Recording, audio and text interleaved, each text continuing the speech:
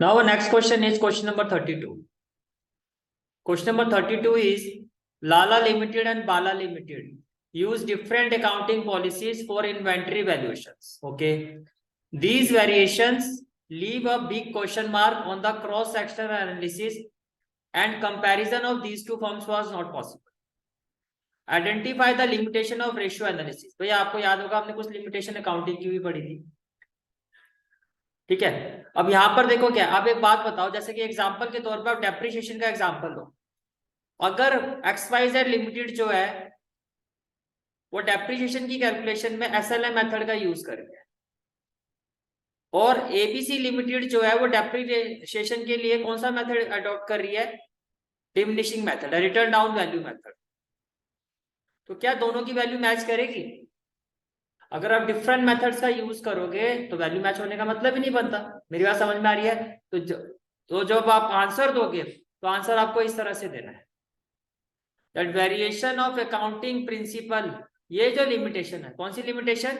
Variation of accounting principle is highlighted in the given statement, is highlighted in the given statement. ये बात समझ में आ रही है? ठीक है। फिर आपको कहा जा रहा है also explain any two other limitation of ratio analysis. काफी सारी लिमिटेशंस आपने 11th क्लास में भी पढ़ी थी, तो क्या क्या लिख दोगे? It ignores price level changes, right, पढ़ा था हमने, और इट इग्नोर्स क्वालिटेटिव एस्पेक्ट्स। कोई दिक्कत? क्लियर हो गया क्वेश्चन? ठीक है।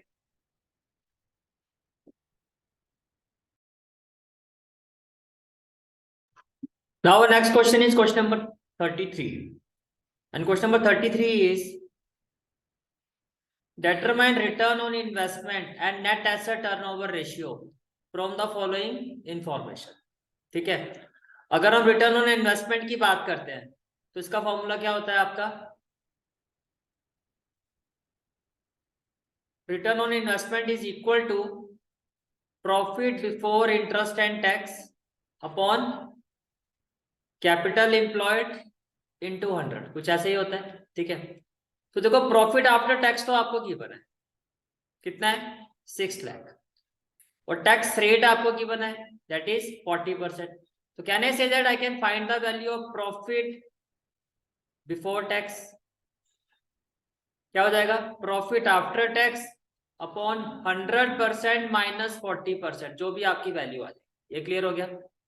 अब इसमें क्या ऐड करना है आपको? Interest on long term debt, यही होता है। तो देखो 15% डिबेंचर 20 लाख, तो 20 लाख का 15% कितना हो जाएगा? 3 lakh. 10% bank loan was 20 lakh, ये कितना हो जाएगा? 2 लाख। तो डेट कितना हो गया? Interest on long term debt कितना आ गया? टोटल आपका 5 लाख। इस वैल्यू में इसको ऐड करोगे आप तो आपके पास क्या आ जाएगा? Profit before interest and tax. Capital employed क्या होता है? Non current liability plus share holder fund. तो नॉन करेंट लायबिलिटी में क्या क्या आएगा आपका? नॉन करेंट लायबिलिटी होगी आपकी, एक तो डिबेंचर है 20 लाख प्लस 10% बैंक लोन, ये तो हो गया non current liability. Share holder fund में क्या क्या आएगा? Preference share capital that is 30 lakh plus equity share capital 40 lakh plus reserve and surplus 10 lakh. इन सबको ऐड कर दोगे तो क्या आ जाएगा? Capital employed. यहां तक सारी बात समझ में आ रही है? ठीक है। तो can I say that first of all हमने क्या किया? प्रॉफिट बिफोर टैक्स फाइंड किया, which is equal to profit after tax upon 100% minus tax percent. तो टैक्स परसेंट कितना है आपका? 40%। तो 100% माइनस 40% कितना हो गया आपका? 60%। तो जब आप 6 लाख, देखो 6 लाख ये 60/100 हो जाएगा। जब इसको न्यूमरेटर में लेके जाओगे तो क्या हो जाएगा? 100/60, और इसको सॉल्व करोगे इट विल बी 10 लाख। ये क्लियर हो गया? ठीक है। फिर हमने क्या फाइंड किया? Interest on long term debt. तो डिबेंचर पर जो हमारा इंटरेस्ट आया था वो कितना आया था? 3 लाख, और बैंक लोन पे जो हमारा इंटरेस्ट आया था वो कितना आया था? 2 लाख। तो टोटल इंटरेस्ट कितना हो गया आपका? 5 लाख। दोनों को ऐड करोगे तो आपके पास आ जाएगा profit before interest and tax that is 15 1 10 100 1000 10,000 lakh 10 that is 15 lakh. तो न्यूमरेटर आ गया, कितना आ गया? 15 लाख। इसमें कोई डाउट? क्लियर है यहाँ तक? ठीक है। अब देखो, अब हमें क्या फाइंड करना है? Capital employed. कैपिटल एम्प्लॉयड का फॉर्मूला क्या होता है? Non current liability plus share holder fund. तो यहाँ नॉन करेंट लायबिलिटी में क्या क्या आएगा? 15% डिबेंचर प्लस 10% बैंक लोन। और शेयर होल्डर फंड में क्या क्या आएगा? 12% preference share plus equity share plus reserve and surplus. Question में 15% डिबेंचर कितना है आपका? इसकी वैल्यू है 20 लाख। 10% बैंक लोन की वैल्यू कितनी है? 20 लाख। 12% प्रेफरेंस शेयर की वैल्यू कितनी है? 30 लाख। इक्विटी शेयर की वैल्यू कितनी है? 40 लाख। और रिजर्व एंड सरप्लस कितना है आपका? 10 लाख। इसमें कोई डाउट है तो बताओ। क्लियर है यहाँ तक सारी चीजें? इसको जब आप ऐड करोगे तो ये आपका आ जाएगा 1 करोड़ 20 लाख। ये आपका क्या आ गया? ये आपका आ गया डिनोमिनेटर। ये क्लियर हो गया? तो रिटर्न ऑन इन्वेस्टमेंट फॉर्मूला क्या था? Profit before interest and tax, जो आपका कितना आया था? 15 लाख, अपॉन कैपिटल एम्प्लॉयड जो हमारा कितना है? 1 करोड़ 20 लाख, इंटू में क्या हो जाएगा 100। इसको सॉल्व करोगे it will be 12.5%। It will be 12.5%। Clear हो गया यहाँ तक? ठीक है, अब आगे देखो। आगे आपको कहा गया है net asset turnover ratio. Net asset turnover ratio आपको ये आपको पता है कि 3 रेशियो एडेड होगा न्यू। ठीक है, तो एक बार मैं रिवीजन करवा देता हूं आपका। देखो, first of all these are the 3 new added ratio. तो आपका रेशियो एनालिसिस चैप्टर इसमें 3 ये नए रेशियो ऐड हुआ है। इसमें से फर्स्ट रेशियो आपका debt to capital employed, second है आपका फिक्स्ड एसेट्स, और थर्ड वन है नेट एसेट टर्नओवर रेशियो, जो अभी आपको फाइंड करना है। देखो, इसको नाम से समझ में आ रहा होगा, डेट टू कैपिटल एम्प्लॉयड, यानी कि बिजनेस में जो आपने कैपिटल इन्वेस्टमेंट कर रखी है उसमें से कितना अमाउंट आपने कहां से डाला है? डेट से। तो ये क्या बताता है आपको? डेट टू कैपिटल एम्प्लॉयड से हमें क्या पता चलता है? It shows a contribution of borrower to capital, कि बोरोवर का कैपिटल एम्प्लॉयड में कितना कंट्रीब्यूशन है। क्लियर हो गया यहां तक? ठीक है,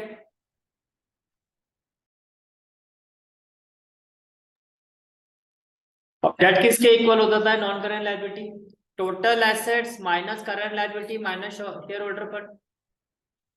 बैलेंस शीट के हिसाब से देखो, अगर मैं टोटल एसेट से करंट लायबिलिटी को माइनस कर दूं और शेयर होल्डर फंड को माइनस कर दूं तो बाकी क्या रह जाएगी? Non current liability.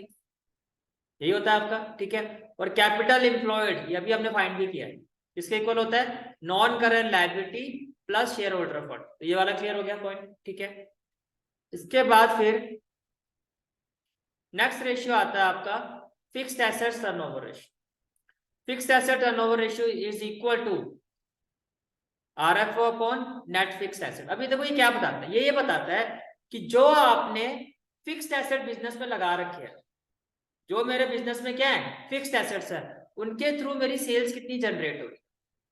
अगर एक लाइन में मैं बताऊं तो उसका मतलब ये होता है कि how much sale generated through fixed assets. Point clear हुआ? इसका एक फॉर्मूला और होता है RFO upon average fixed assets. क्या? RFO upon average fixed assets. अब ये क्या होता है? ये क्या शो करता है? It shows that net sales और RFO of companies how many times of fixed assets of the company.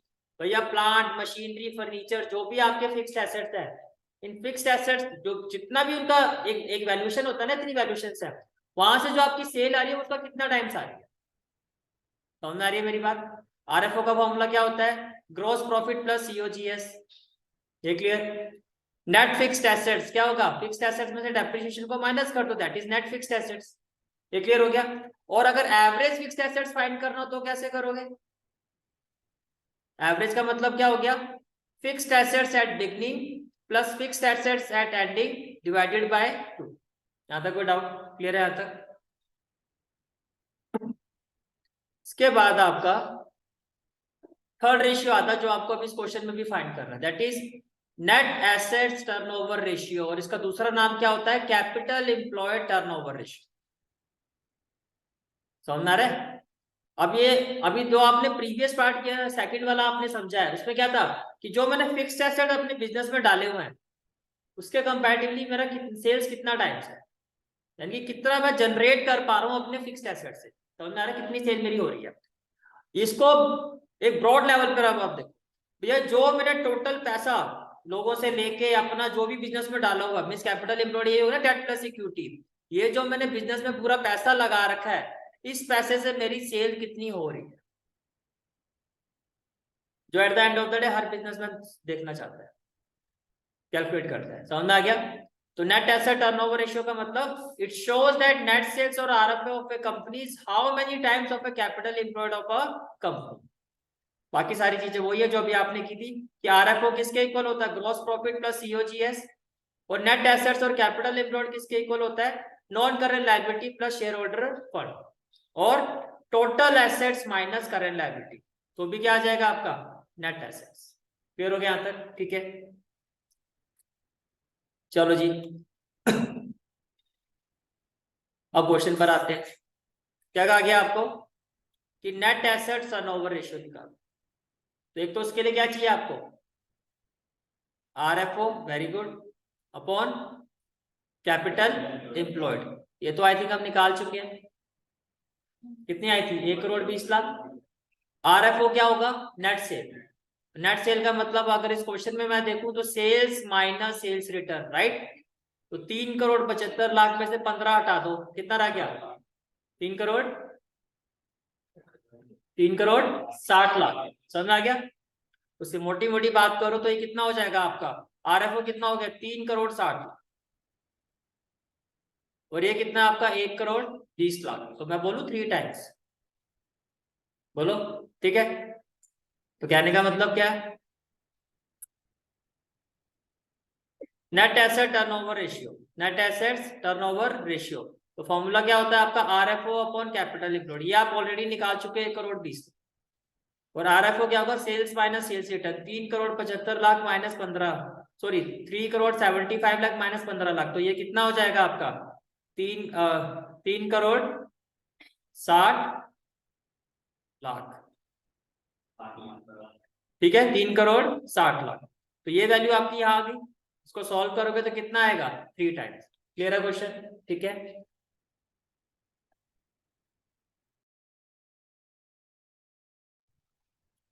Now next question is, इसी क्वेश्चन का और वाला पार्ट है, ठीक है। Debt to capital employed ratio 0.3/1। देखो debt to capital employed ratio अभी आपने पढ़ा, क्या था, डेट अपॉन कैपिटल एम्प्लॉयड। ये आपको दिया हुआ 0.3/1, 0.3/1। इसके आगे क्या कहा जा रहा है, state whether the following transactions will improve, decline or will have no change on the debt to capital employed ratio। आपको वो ट्रांजैक्शन दी गई है, ये ट्रांजैक्शन जो है इस रेशियो को इंप्रूव करेगी, यानी कि रेशियो की वैल्यू बढ़ेगी। देखो सिंपल सी बात है, आपको भी पता होगा ये मैथमेटिकली। आप अगर आप देखो, अगर मेरा डिनोमिनेटर कम होता है, जैसे कि मान लो ये है आपका 4/4, तो कितनी वैल्यू आएगी 1। मैं इसको कम कर रहा हूँ 4/2, तो वैल्यू कितनी आ रही है 2। डिनोमिनेटर कम होगा तो वैल्यू बढ़ेगी, समझ आ रही है बात। न्यूमरेटर को कम करो, 4/4 बनता, 2/4 करूंगा तो क्या है, 1 आएगा, 1/2 आएगा, 1/2 आएगा। न्यूमरेटर कम होगा तो वैल्यू क्या होगी आपकी, कम होगा। इसका अपोजिट भी इसी तरह से चलेगा। क्या वो आपको वैसे भी समझ में आ जाएगा। करें शुरू। Also give reason for the same, sale of equipment costing 10 lakh. तो सेल ऑफ इक्विपमेंट तो हो गई आपकी नॉन करेंट एसेट, हो गए, और 9 लाख क्या हो गए आपके करंट एसेट। अब एक चीज तो क्लियर है, एक एसेट जा रहा है, दूसरा एसेट आ रहा है। एक एसेट जा रहा है, दूसरा एसेट आ रहा है, और एसेट का मतलब किस पर इफेक्ट आ रहा है, कैपिटल एम्प्लॉयड में आ रहा है ना। अब एसेट फाइनली ये बढ़ा या कम हुआ, 1 लाख से कम ही हुआ ना। 10 लाख की चीज आपकी गई है और आपके पास आए कितने हैं, 9 लाख। 1 लाख से आपकी कैपिटल एम्प्लॉयड क्या होगी, कम होगी। मींस जो आपका डिनोमिनेटर है वो क्या हो गया, डिक्रीज हो गया। तो ओवरऑल रेशियो क्या होगा, बढ़ेगा या कम होगा, बढ़ेगा। मैंने अभी बताया था अगर डिनोमिनेटर की वैल्यू कम होती है तो जो वैल्यू है आपकी वो क्या होगी, वो बढ़ जाती है। समझ में आया कुछ यहाँ तक? तो जो बात मैंने अभी बोली है उसको आप ऐसे समझो, ये आपका रेशियो है, ठीक है। और जो आपको पॉइंट दिया गया वो ये है आपका कि जो कैपिटल एम्प्लॉयड है आपको पता हो किसके इक्वल होता है, total assets minus current liability. ये भी फॉर्मूला होता है, total assets minus current liability. अब देखो सेल्स ऑफ इक्विपमेंट, इसका मतलब क्या हुआ कि जो आपके नॉन करंट एसेट्स है वो क्या हो गए, वो डिक्रीज हो गए। कितनी वैल्यू से, 10 लाख। 10 लाख की सेल की है आपने, ठीक है। और इसके भी में आपको कैश कितना मिला है, 9 लाख। तो 10 लाख की सेल करके आपके पास 9 लाख का कैश आ रहा है, तो ओवरऑल आपका जो एसेट्स है 1 लाख से क्या हो रहा है, डिक्रीज हो रहा है। और एसेट डिक्रीज होने का मतलब जो आपकी कैपिटल एम्प्लॉयड है वो 1 लाख से क्या होगी, decrease. Here total asset decreases by 1 lakh, ये चीज समझ में आ रही है। टोटल एसेट जो है आपके वो डिक्रीजेस हो गए by 1 lakh. It means what, therefore capital employed also decreases. और कैपिटल एम्प्लॉयड का मतलब denominator, that is denominator value decreases, hence ratio will improve. बोलो भाई, क्लियर हुआ पॉइंट? ठीक है, नेक्स्ट वाला पार्ट देखते हैं।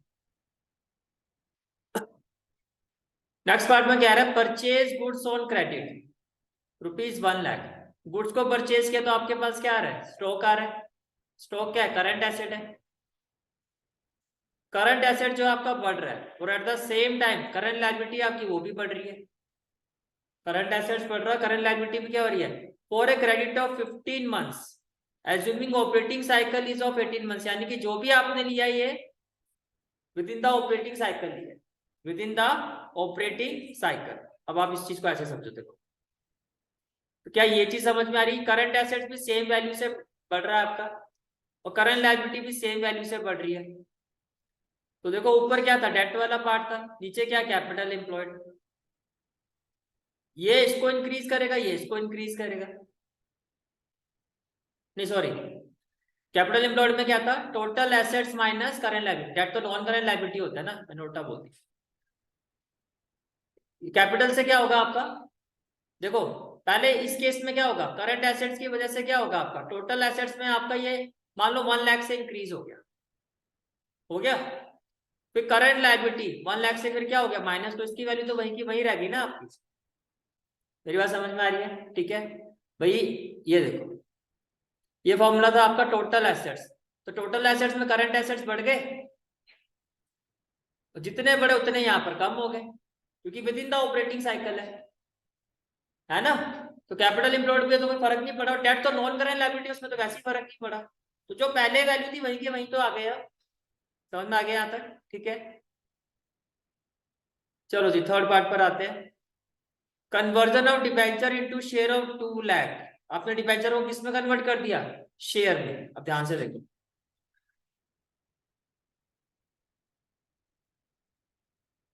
यहां पर आप ये देखो capital employed will remain same. Capital employed जो वो आपकी क्या रहेगी, वो सेम रहेगी। कैपिटल एम्प्लॉयड का दूसरा फॉर्मूला क्या था, non current liability minus share holder fund, sorry plus share holder fund, क्या हो गया, non current liability plus share holder fund. ठीक है, अब हमने कहा कि भैया डिबेंचर जो थे, तो डिबेंचर तो ये वाला पार्ट था, किसमें कन्वर्ट हो गए, तो ये कम हो गया तो ये उतना बढ़ गया, बात तो वही रहेगी। तो जितना यहाँ पर इंक्रीज हुआ उतना यहाँ पर कम हो गया, ये समझ में आ रही है बात। तो कैपिटल एम्प्लॉयड तो आपकी सेम ही रहेगी, लेकिन जो डेट है आपका वो तो डिक्रीज हो गया, क्योंकि आपकी जो नॉन करंट लायबिलिटी है वो कम होगी, और नॉन करंट लायबिलिटी का मतलब क्या होता है, डेट। तो न्यूमरेटर कम होगा तो रेशियो क्या होगा, डिक्रीज होगा। तो रेशियो क्या होगा, डिक्रीज होगा। ये चीज समझ में आ रही है? ठीक है, चलो जी आगे चलते हैं फोर्थ पार्ट में। Tax refund of 15,000 during the year. Tax refund of 15,000 during the year. अगर टैक्स रिफंड होगा तो कैश बढ़ेगा, कैश वापस आ रहा है बिजनेस में। कैश का मतलब क्या है, करंट एसेट इंक्रीज हो रहा है, करंट एसेट से टोटल एसेट्स इंक्रीज हो रहा है, और टोटल एसेट से क्या इंक्रीज हो रहा है, कैपिटल एम्प्लॉयड। डिनोमिनेटर अगर आपका बढ़ता है तो रेशियो क्या करेगा, डिक्लाइन करेगा। समझ में आ गया सारे पॉइंट, कोई दिक्कत? ठीक है, क्लियर हो गए सारे पॉइंट? ये पॉइंट क्लियर हो गया, इसमें कोई कंफ्यूजन तो नहीं है कि भैया जो कैपिटल एम्प्लॉयड होता है उसमें करंट एसेट्स भी आएगी आपकी और करंट लायबिलिटी भी आएगी, क्योंकि कैपिटल एम्प्लॉयड इक्वल टू क्या होता है आपका, total assets minus current liability. तो जितना यहाँ आपका ये इंक्रीज हुआ है, जितना आपका यहाँ इंक्रीज हुआ उतना यहाँ पर आपका क्या हो गया, ये भी इंक्रीज हो गया। जितना बड़ा उतना यहाँ से माइनस भी तो हो गया। और यहाँ पर क्या हुआ आपका, इस वाले पार्ट में क्या हुआ कि जो आपका कैपिटल एम्प्लॉयड होता है that is non current liability plus share holder fund, यहाँ से जितना कम हुआ उतना यहाँ आ गया, तो इस पे तो कोई फर्क नहीं पड़ा। जितनी ये वैल्यू कम हुई उतनी यहाँ पर इंक्रीज होगी, लेकिन जो आपके शेयर होल्डर फंड है, सॉरी जो आपका डेट है वो आपका डिक्रीज। समझ आ गया यहाँ तक? ठीक है।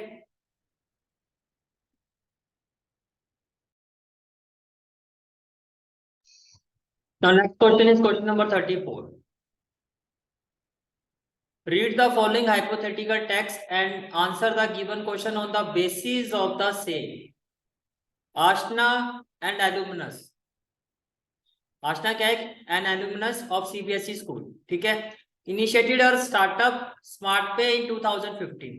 Smart pay is a service platform that process payment by UPI and POS and provide credit और loans to their client. During their year 2021-22 smart pay issued bonus share in the ratio 4:1. तो एक information तो ये आपको ध्यान में रखनी है कि यहाँ पर जो शेयर इशू है वो कैसे इशू है? बोनस शेयर इशू है, इस रेशियो में इशू है. ये क्लियर हो गया? ठीक है. By capitalising reserves the profit of the smart pay in the year 2021-22 after all appropriation was 7,50,000. तो आपको प्रॉफिट गिवन है, ठीक है. प्रॉफिट ड्यूरिंग द ईयर जो द स्टेटमेंट ऑफ P&L वो आपको गिवन है 7,50,000. This profit was arrived after taking into consideration the following items. ये प्रॉफिट कैसे निकालेंगे? इन आइटम्स को कंसीडर करके. अब आइटम्स देखो क्या क्या आपकी, ये सारी आपकी आइटम्स है. एक चलो जी,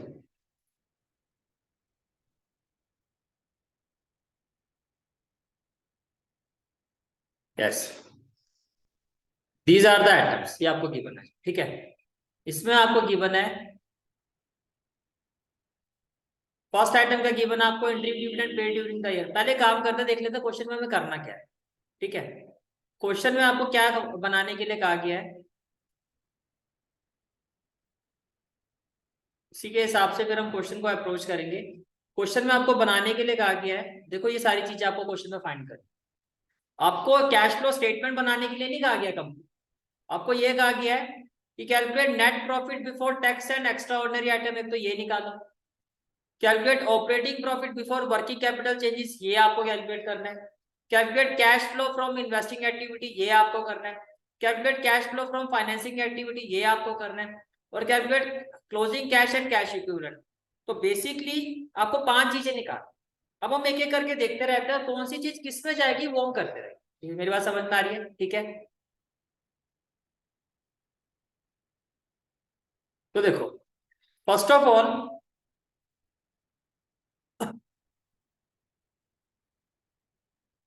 फर्स्ट वैल्यू आपको गिवन है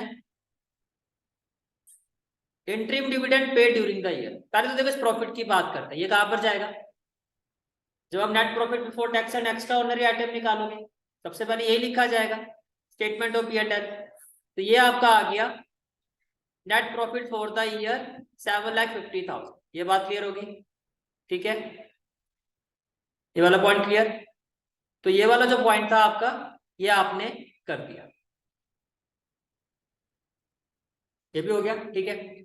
उसके बाद फिर आपको गिवन है interim dividend paid during the year. Interim dividend कहाँ कहाँ जाएगा? एक तो जब आप नेट प्रॉफिट निकालोगे वहां पर क्या होगा? ये माइनस होगा या प्लस होगा? पक्का ये वहां पर क्या होगा? प्लस. क्यों होगा? बिकॉज ये बिजनेस का खर्चा नहीं है. ये बिजनेस का खर्चा नहीं है. तो प्रॉफिट क्या कहता है? हमने एक स्टोरी बनाई थी ना, तो प्रॉफिट क्या कह रहा है कि भैया ये मेरा खर्चा नहीं है, ये बिजनेस का खर्चा नहीं है. तो ये जो आपने प्रॉफिट से दिया है इसको प्रॉफिट में ऐड कर, तो ये ऐड होगा. लेकिन फाइनेंसिंग एक्टिविटी में क्या होगा? ये माइनस होगा. तो एक जगह ऐड होगा एक जगह माइनस. तो इसको कर देते हैं सॉल्व. तो ये देखो जहां तक आपका नेट प्रॉफिट बिफोर टैक्स वाली बात है, तो यहाँ पर तो ये क्या हो जाएगा आपका? ऐड. कितना अमाउंट है? 90,000. ये पॉइंट क्लियर? ठीक है. और फाइनेंसिंग एक्टिविटी में भी ये क्या होगा आपका? फाइनेंसिंग एक्टिविटी में भी ये क्या होगा आपका? Interim dividend paid. ये यहाँ पर जाके क्या होगा? माइनस होगा, क्योंकि यहाँ पर क्या हो रहा है? कैश का आउटफ्लो हो रहा है. ये वाला पॉइंट भी क्लियर? ठीक है. तो ये भी हमारा हो गया. चलो जी, तो इसको भी ठीक कर देते हैं. ये वाला पॉइंट हमारा हो गया. नेक्स्ट क्या है आपका? Depreciation on machinery. ये कहाँ कहाँ पर जाएगा? अभी मोटी मोटी बातें समझो. तो डेप्रिसिएशन ऑन मशीनरी आपका, ये आपका operating profit before working capital changes जब हम निकालेंगे तो वहां पर ये क्या होगा? ये आपका नॉन कैश एक्सपेंस है. तो इसको वहां पर क्या करोगे? आप ऐड करो.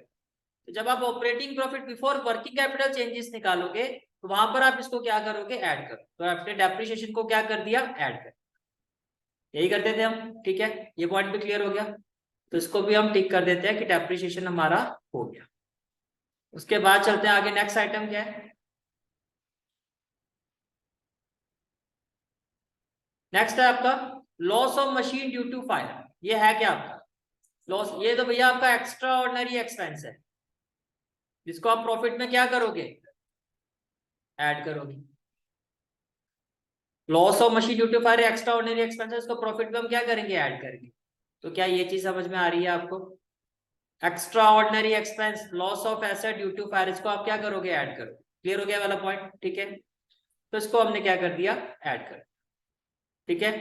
तो ये वाला जो पॉइंट था आपका, ये भी आपका हो गया, ये क्लियर, ठीक है। फिर नेक्स्ट पॉइंट क्या है आपका, insurance claim receipt for loss of machinery due to fire. ये भी हमने किया भी था, इसी पेपर में किया है। ये आपका क्या है, ये आपका एक्स्ट्रा ऑर्डिनरी इनकम है। अब देखो ये दो जगह जाएगा आपका, ये आपका इन्वेस्टिंग एक्टिविटी का भी पार्ट है, ये आपका इन्वेस्टिंग एक्टिविटी का भी पार्ट है, ठीक है। ये क्लियर हो गया यहाँ तक, ठीक है। तो ये आपकी क्या है, आपकी ये एक्स्ट्रा ऑर्डिनरी इनकम है आपकी। तो जो आपकी एक्स्ट्रा ऑर्डिनरी इनकम है, इसको हम क्या करेंगे, जो आपकी एक्स्ट्रा ऑर्डिनरी इनकम है, ये नेट प्रॉफिट में क्या होनी चाहिए, बिजनेस की इनकम तो नहीं है, एक्स्ट्रा ऑर्डिनरी इनकम है। अगर आपने एक्स्ट्रा ऑर्डिनरी एक्सपेंस को माइनस किया है तो एक्स्ट्रा ऑर्डिनरी, अगर आपने एक्स्ट्रा ऑर्डिनरी एक्सपेंस को प्लस किया है तो एक्स्ट्रा ऑर्डिनरी इनकम को क्या करोगे, माइनस करो। ये बात समझ में आ रही है। अच्छा ओवरऑल इसको देखो, आपने, आपको हुआ क्या, आपकी जो मशीन थी उसमें क्या हुआ, आपको लॉस, ठीक है। एक तो ये बात, दूसरी बात आप ये देखो कि जब आपने उस मशीन में जो लॉस हुआ उस पर आपको इंश्योरेंस क्लेम मिल गया, तो इन्वेस्टिंग का ही तो पार्ट है। कि हमने ये भी किया था इस पेपर में क्वेश्चन, मैंने कहा था अगर एक एसेट जा रहा है आपको, उस एसेट के बिहाफ में अगर आपको करंट एसेट यानी कि कैश आपको मिल रहा है, तो ये किस चीज का पार्ट है, ये इन्वेस्टिंग का पार्ट है। भाई आप ऐसे समझो, आपने मशीन को सेल किया, मैंने मशीन को बेचा, और मशीन को जब मैंने बेचा है, मान लो मशीन की जो भी वैल्यू थी, उसमें कितना मुझे इंश्योरेंस क्लेम रिसीव हुआ, 10,000। तो मेरे लिए तो सिंपल सिंपल सी बात है, कैश का इनफ्लो हो रहा है, तो ये दो जगह जाएगा। जहां तक नेट प्रॉफिट की बात है, वहां पर क्या होगा, ये माइनस। जहां तक इन्वेस्टिंग एक्टिविटी की बात है, वहां पर क्या करूंगा मैं, इसको प्लस। पहले बताओ ये चीज समझ में आ गई, इसमें कोई दिक्कत तो नहीं है, ठीक है। पहले अगर मैं नेट प्रॉफिट की बात करता हूँ, अगर मैं नेट प्रॉफिट की बात करता हूँ, तो देखो extra ordinary income, insurance claim receipt for loss due to fire, business का प्रॉफिट तो नहीं है ना आपका। एक्स्ट्रा ऑर्डिनरी एक्सपेंस को आपने प्लस किया था, तो एक्स्ट्रा ऑर्डिनरी इनकम को क्या करोगे, माइनस करोगे। तो ये वाला पॉइंट क्लियर हो गया, ये क्लियर है यहाँ तक, ठीक है। इसके बाद आगे देखो अब दूसरा कहां पर जाएगा, ये दूसरा कहां पर जाएगा, इन्वेस्टिंग एक्टिविटी। तो अगर इसको आप इन्वेस्टिंग एक्टिविटी में लेके जाओगे, तो देखो ये रहा आपका investing activity, insurance claim, insurance claim receipt for loss due to fire. समझ पा रहे हो इस चीज को, ये क्यों इन्वेस्टिंग एक्टिविटी में आ रहा है आपका। भाई एक तरह से आप मशीन सेल कर रहे हो, आप इसको ऐसे देखो, मशीन आपकी गई और उस पर आपको अमाउंट मिला कितना, 10,000 रुपए। डजंट मैटर इंश्योरेंस है कहां से है, समझ में आ गया। तो इसको आपने क्या कर दिया, ऐड कर दिया। तो ये वाला पॉइंट भी क्लियर हो गया। तो ये वाला जो पॉइंट है आपका, इसको भी मैं टिक कर देता हूँ, ये भी हमारा हो गया, ठीक है। फिर नेक्स्ट आता है आपका interest on non current investment received. क्या करूं, फर्स्ट ऑफ ऑल ये नॉन ऑपरेटिंग इनकम है, ये क्या है आपकी नॉन ऑपरेटिंग इनकम। तो जो आप operating profit before working capital changes निकालोगे, उसमें नॉन ऑपरेटिंग इनकम को क्या करते हैं हम, माइनस। वहां पर क्या होगा, ये माइनस होगा। दूसरा है कहां पर जाएगा, इन्वेस्टिंग, इन्वेस्टिंग एक्टिविटी में क्या करोगे, इसको ऐड करो। ये बात भी क्लियर होगी, ठीक है। तो देखो operating profit before working capital changes, यहां देखो ये रहा आपका इंटरेस्ट रिसीव्ड और नॉन करेंट इनकम, ये बिजनेस की इनकम नहीं है, तो इसको हमने क्या कर दिया, लेस। और जहां तक इन्वेस्टिंग एक्टिविटी की बात है, परचेज ऑफ नॉन करेंट, कहां गया आपका interest of non current investment, यहां पर ये क्या हो जाएगा आपका प्लस, क्योंकि आपके पास कैश का क्या हो रहा है, इनफ्लो हो रहा है। तो ये वाला पॉइंट भी हो गया आपका, ठीक है, ये वाला पॉइंट भी हो गया। नेक्स्ट आता है टैक्स रिफंड। टैक्स रिफंड होने का मतलब क्या है भैया, net profit before tax and extra ordinary item निकाल रहे हो, तो टैक्स से पहले का निकाल रहे हो ना ऑलरेडी। तो अगर कुछ रिफंड हुआ तो अब इसको क्या करोगे आप, माइनस। वेरी गुड, इसको क्या करोगे आप, माइनस। तो यहाँ आपने इसको क्या कर दिया, माइनस कर दिया। ये रहा आपका टैक्स। तो ये तो सारा खत्म, सारे पॉइंट हो गए आपके, यहाँ तक क्लियर हो गया, मोटी मोटी यहाँ तक सारी चीजें क्लियर होगी, ठीक है। उसके बाद आगे चलते हैं। उसके बाद आपको क्वेश्चन में क्या गिवन है, equity share capital. Previous year में कितना है 10 लाख, करंट ईयर में कितना है 12 लाख। अब जोशीले बच्चे क्या करेंगे, फाइनेंसिंग एक्टिविटी है भैया, पिछले साल 10 लाख था, करंट ईयर में 12 लाख है, तो 2 लाख हमने इश्यू किया, सीधा फाइनेंसिंग एक्टिविटी में जाके इसको आप क्या कर दोगे, प्लस कर दोगे। लेकिन एट द सेम टाइम इसको भी तो देखो कि यहाँ पर आपने क्या किया हुआ है, बोनस शेयर इशू कर रखा है। बोनस शेयर का मतलब क्या है कि 5 शेयर के ब्याज में कंपनी आपको एक बोनस शेयर देगी। तो 10 शेयर में कितने बोनस शेयर मिलेंगे आपको, 2। तो 10 लाख में कितने मिले होंगे, कंपनी ने 2 लाख बोनस शेयर इशू किए होंगे, तो 2 लाख इसमें जोड़ दो, सीधा 12 लाख, तो यही बन गया। तो कंपनी ने कुछ कमाया थोड़ी ना, कुछ इनफ्लो थोड़ी ना हुआ है। 10 का ये जो 12 हुआ है किसकी वजह से हुआ है, बोनस शेयर की वजह से। तो क्या ये कहीं जाएगी वैल्यू, ये कहीं भी नहीं जाएगी। ये पॉइंट क्लियर हो गया, ठीक है। तो इसका तो कोई लेना देना यहाँ पर नहीं है। ये पॉइंट भी हो गया आपका। अभी कोई शेयर इशू नहीं होता, इनको भी छोड़ देते हैं, ठीक है। फिर आता है इन्वेस्टमेंट इन मार्केटेबल सिक्योरिटी। लास्ट वाले पार्ट में आपको क्या निकालना था, cash and cash equivalent at the end. तो वो क्या होता है, क्लोजिंग बैलेंस जो कैश का, उसमें हम मार्केटेबल सिक्योरिटी को क्या कर देते हैं, ऐड कर देते हैं। तो अगर मैं इसमें इसको ऐड करता हूँ तो टोटल वैल्यू कितनी आ जाएगी, 3,50,000। तो लास्ट वाला पार्ट तो सीधा ही हो गया हमारा। तो लास्ट वाला जो पार्ट है आपका, उसका आंसर क्या आएगा आपका, आप देख सकते हो 3,50,000, 3,50,000। तो हो गया लास्ट वाला पार्ट, ठीक है।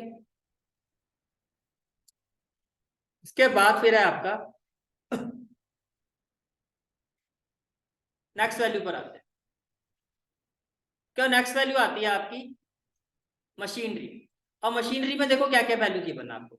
आपको ओपनिंग बैलेंस गिवन है, क्लोजिंग बैलेंस गिवन है, राइट, ओपनिंग और क्लोजिंग। आपको मशीन का डेप्रिसिएशन भी गिवन है, और क्या गिवन है क्वेश्चन में, कितना इसमें लॉस हुआ था, गिवन है ना सारी वैल्यू। ये देखो ओपनिंग, क्लोजिंग, और क्वेश्चन में आपको क्या गिवन है, loss on machine due to fire, ये भी गिवन है आपको, और डेप्रिसिएशन। तो हम यहाँ पे क्या करेंगे, हम मशीनरी अकाउंट बनाएंगे। क्या बनाएंगे, मशीनरी अकाउंट। तो जब आप मशीनरी अकाउंट बनाओगे तो कुछ इस तरह से बनेगा आपका मशीनरी का। ये देखो, ये क्या आ गया आपका, ओपनिंग बैलेंस, शुरुआत एसेट है, कहां से शुरू होगा, डेबिट साइड से। तो डेबिट साइड में ये आ गया ओपनिंग बैलेंस, ये आपका क्या आ गया, closing balance. Depreciation credit side में लिखा जाता है, क्वेश्चन में गिवन है। लॉस, अगर लॉस होता तो कहां पर लिखते हैं हम, क्रेडिट साइड। प्रॉफिट होता तो कहां पर लिखते हैं, डेबिट साइड। जब इसको हमने सॉल्व किया तो हमारी बैलेंसिंग फिगर कहां पर आ रही है, डेबिट साइड में आ रहा है। और ये क्या शो कर रहा है, परचेज। तो परचेज कहां पर जाएगा, ये इन्वेस्टिंग एक्टिविटी में। कैश आ रहा है, जा रहा है, माइनस, क्योंकि कैश का क्या हो रहा है, आउटफ्लो। आप चीज खरीद रहे हो तो पैसा जा रहा है। तो परचेज का मतलब क्या हो गया, इन्वेस्टिंग एक्टिविटी में क्या करोगे आप, माइनस करोगे। तो ये रहा परचेज ऑफ मशीनरी, 1,60,000, और ये आपको वर्किंग नोट के थ्रू आपको शो करना है। ये वाला पॉइंट भी क्लियर हो गया, ठीक है। तो ये वाला पॉइंट भी हमारा मशीनरी वाला भी हो गया, ठीक है। 10% नॉन करंट इन्वेस्टमेंट, जहां इन्वेस्टमेंट आ गया, पहला पॉइंट तो माइंड में क्या आएगा, इन्वेस्टिंग एक्टिविटी। प्रीवियस ईयर में कितना है, 3 लाख, करंट ईयर में तो बढ़ रहा है, कम हो रहा है, बढ़ रहा है। तो मतलब कैश का क्या हो रहा है, इनफ्लो हो रहा है। मुझे क्या करना चाहिए, इन्वेस्टमेंट किया आपने, अच्छा इन्वेस्टमेंट किया तो क्या हो रहा है, आउटफ्लो हो रहा है, ठीक है। हमने पैसा डाला है, तुम्हारा आउटफ्लो। पहले इन्वेस्टमेंट कितने की थी, 3 लाख की, अब कितने के, 4 लाख। 1 लाख की इन्वेस्टमेंट आपकी बढ़ गई, तो इन्वेस्टमेंट का मतलब आपने पैसा डाला है, तो कैश का क्या होगा, आउटफ्लो होगा। तो क्या करोगे, माइनस करोगे। तो ये आपने माइनस कर दिया। तो यहाँ देखो ये रहा, purchase of non current investment, purchase of non current investment, ये कितना हो गया आपका, 1 लाख। ये वाला पॉइंट भी क्लियर, ठीक है। और कुछ बचा है अब आपका, बैंक ओवरड्राफ्ट क्या होता है। बैंक ओवरड्राफ्ट होता क्या है भैया, एक तो हर एक इंसान के लिए होता नहीं है, ये नहीं आरे गहरे के लिए होता। समटाइम्स क्या होता है, अगर आप बैंक के एक क्लासिक कस्टमर हो, एक अच्छे कस्टमर हो, तो अगर आप ओवर विड्रॉ कर लेते हो बैंक से, तो बैंक आपको वो चीज अलाउ कर देता है। तो ये एक तरह का शॉर्ट टर्म लोन होता है, एक तरह का नहीं, शॉर्ट टर्म बोरोइंग होती है। क्या होती है, शॉर्ट टर्म बोरोइंग। तो है तो लोन, लोन वाला सारा काम कहां पर जाएगा, ये फाइनेंसिंग एक्टिविटी से रिलेटेड है। प्रीवियस ईयर में आपका बैंक ओवरड्राफ्ट बैलेंस कितना था, 2 लाख। करंट ईयर में कितना हो गया, 2,50,000। बढ़ गया है, कम हो गया, इसका मतलब इनफ्लो हुआ है। आपने भैया लोन ले लिया, और कौन सा लोन लिया, शॉर्ट टर्म। लेकिन लोन वाला पार्ट फाइनेंसिंग एक्टिविटी में क्या होगा, प्लस होगा। तो ये देखो फाइनेंसिंग एक्टिविटी में आपने क्या किया, रेज ऑफ बैंक ओवरड्राफ्ट, और इसको क्या कर दिया, ऐड कर दिया। ये पॉइंट भी क्लियर, ठीक है। तो ये वाला पॉइंट भी हमारा खत्म। बस अब कितना रह गया, ये 2 पॉइंट। गुडविल, गुडविल का देखो आपको ओपनिंग बैलेंस गिवन है। गुडविल क्या होता है, intangible asset. Opening balance given है, क्लोजिंग बैलेंस गिवन है, और इसकी परचेज भी गिवन है। इसकी क्या गिवन है, परचेज। तो इसके लिए आपको अकाउंट बनाना पड़ेगा। तो जब आप इसका अकाउंट बनाओगे तो इधर देखो, ये रहा। तो आपने इसका अकाउंट बनाया, तो ये इसका ओपनिंग बैलेंस है और ये इसका क्या है, क्लोजिंग बैलेंस। क्वेश्चन में परचेज की बना, परचेज को डेबिट साइड में लिखा जाता है। यहाँ जो बैलेंसिंग फिगर आता है इसको हम डेप्रिसिएशन नहीं कहते, ये इंटेंजिबल एसेट है, तो क्या कहोगे, एमोर्टाइजेशन। एमोर्टाइजेशन ये होता है आपका नॉन कैश एक्सपेंस। तो operating profit before working capital changes में क्या करोगे, इसको ऐड करोगे। वेरी गुड, इसको क्या करोगे, ऐड करोगे। तो ये आपने क्या कर दिया, इसको ऐड कर दिया। ये आपका क्या हो गया, ऐड हो गया। ये क्लियर। और इसके साथ ही आपका operating profit before working capital changes के सारे पॉइंट आपके हो गए। मतलब ये जो मेन पॉइंट है, ये सारी चीजें क्लियर होगी, ठीक है। इसके बाद और कुछ रहता है हमारा, provision for tax. Previous year में कितना था, करंट ईयर में कितना है, 80,000। प्रोविजन फॉर टैक्स कहां पर शो किया जाता है, net profit before tax and extra ordinary item. तो क्या ये चीज समझ में आ रही है आपको, प्रोविजन फॉर टैक्स ये करंट ईयर का होता है, ये आपका कितना है, 80,000। समझ में आ गया। Provision for tax current year का, जो टैक्स रिफंड था वो हमने माइनस कर दिया था। सारी आइटम होगी इसकी खत्म। तो ये आ गया आपका 10,70,000, ठीक है। ये जो भी आपका 10,70,000 रुपया है, ये यहाँ पर जाके आपने यहाँ लिखा, लिखा इसको। इस पूरे को आप सॉल्व करोगे तो ये आपका पार्ट 2 भी आ गया, 11,50,000 तेरह यहाँ तक, ठीक है। और कोई वैल्यू रह गई है तो देख लेते हैं। आपने क्या किया, गुडविल को परचेज किया। क्या किया, गुडविल को परचेज। अगर गुडविल को मैं परचेज करूं तो मेरा क्या होगा, परचेज करने पैसा आ रहा है, जा रहा है, जा रहा है। तो क्या करोगे, इन्वेस्टिंग एक्टिविटी में माइनस, क्योंकि एसेट को कर रहे हो। तो क्या ये चीज समझ में आ रही है आपको, गुडविल परचेज। ये भी हो गया क्लियर, ठीक है। तो आपकी जो वैल्यूएशन थी इसकी सारी होगी वैल्यू, ठीक है। तो इन्वेस्टिंग एक्टिविटी से कितना अमाउंट आ गया आपका, 2,40,000। ये क्लियर हो गया। और last investment that is propose dividend. पहले बताओ प्रीवियस ईयर का लेता है करंट ईयर का, प्रीवियस ईयर का। तो 2021 का कितना है, 1,60,000। और करंट ईयर का कितना है, 2 लाख। तो ये है प्रीवियस ईयर का। कहां पर जाएगा, फाइनेंसिंग एक्टिविटी में क्या करोगे, माइनस। तो ये आपका प्रपोज डिविडेंड यहाँ पर क्या हो जाएगा, प्लस। यहाँ पर प्लस होने का तो सिंपल सी बात है भैया, ये बिजनेस का खर्चा है ही नहीं। तो प्रॉफिट क्या कहेगा, जो आपने मेरे पैसे यहाँ पर दिया डिविडेंड में, वो इस पे वापस ऐड करो। समझ में आ गया। तो यहाँ पे ये ऐड हो गया। लेकिन फाइनेंसिंग एक्टिविटी में क्या होगा, ये कंपनी डिविडेंड लोगों को दे रही है अपने इन्वेस्टर्स को, तो यहाँ पर आके क्या होगा, ये माइनस। तो फाइनली कितना आ गया, cash flow used in financing activity. ये क्लियर हो गया। अब कोई भी पॉइंट अगर नहीं समझ में आया तो एक एक करके देख। इस स्लाइड में कुछ पूछना है आपको, net profit before the year, interim dividend, ये और ये दोनों पॉइंट क्लियर है। ये पॉइंट मैंने अभी बता दिया, टोटल करोगे 10,70,000 आएगा, मैंने वैसे करके आपको दिखाया। सारी वैल्यू क्लियर, क्वेश्चन क्लियर हो गया। और इसी के साथ आपका ये जो पेपर है आपका, ये भी कंप्लीट, ठीक है।